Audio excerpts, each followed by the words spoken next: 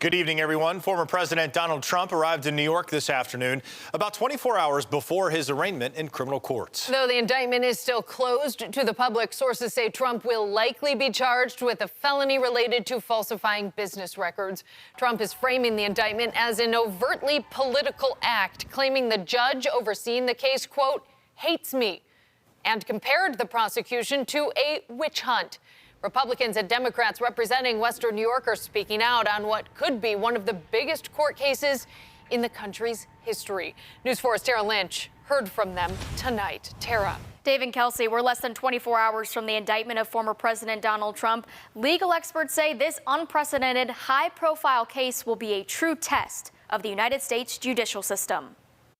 This is judicial gymnastics is what Alvin Bragg is doing here. No one is above the law, and I don't think that there is any political shenanigans going on here at all. Lawmakers on both sides of the aisle are weighing in on former President Donald Trump's indictment, accusing him of using campaign funds as hush money.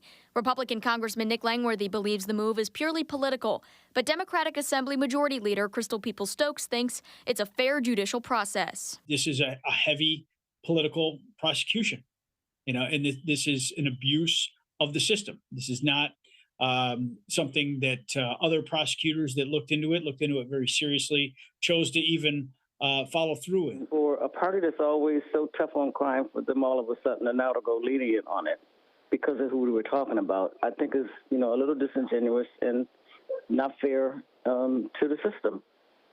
If there was no reason for him to be indicted, he probably wouldn't be. Attorney Barry Covert is not involved in this case, but says finding an impartial jury will prove challenging for the court. Having been involved in many high-profile cases, obviously, there's never been a case that's had this type of profile.